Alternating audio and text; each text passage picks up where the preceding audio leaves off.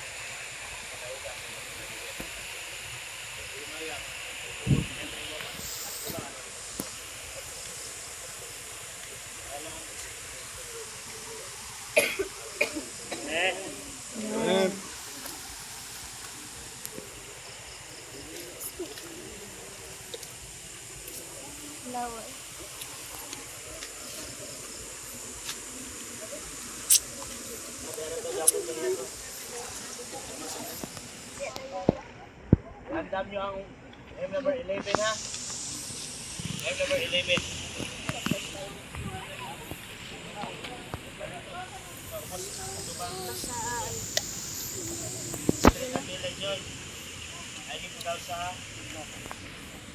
Nawa sa tubig si oy.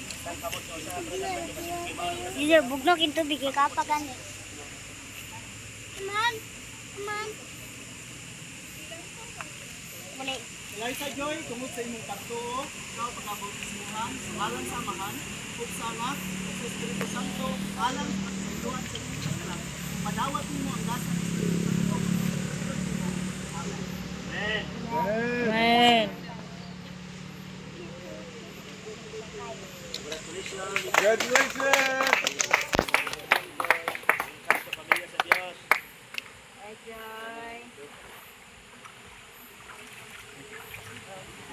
Congratulations!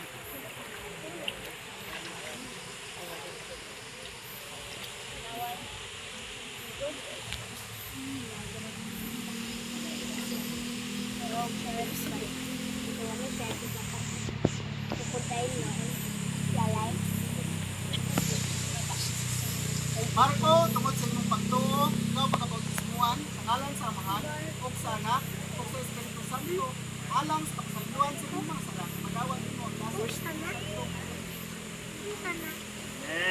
Amen. Okay, congratulations. Congratulations! M number 11. Sayod ko, andaman ko sa Ginoo. Andaman ko sa Ginoo.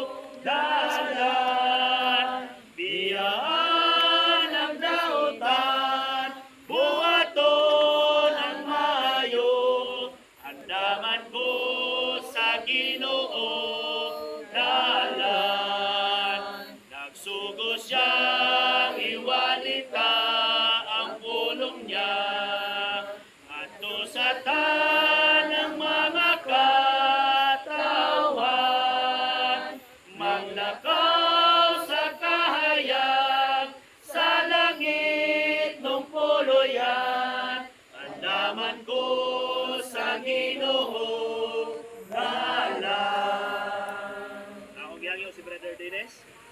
Ha? Amo lagit no plano nga amahan. Salamat kayo sa imuhang gihatag nga panahon din kami na abot ining lugara sa pag-witness sa duha ka kalag nga nidawat sa grasya sa kamatayon ni Kristo nga iyang gibuhat ito sa cross aron sa pagluwas sa mga kasalanan. Naot nga ang duha ka kalag nga nidawat karon ikaw maglikon kanila nga paglakaw subay sa imong pagbubuton isip imong katawhan mga anak. Naot nga himuon mo silang magmadaugon batok sa mga tentasyon sa mga pagsulay o ubang mga butang nga mga babag sa pag-alagad kanila amahan. Hinaot nga ikaw magpadayon o hinaot nga ikaw magpanalangin kanila sa ilahang pagtubo diha sa imong kabubuton. Salamat sa matag usab karon na karon kini among giampo di sa ngalan ni Jesus nga maduluwas. Amen. Amen. Congratulations. Goodbye.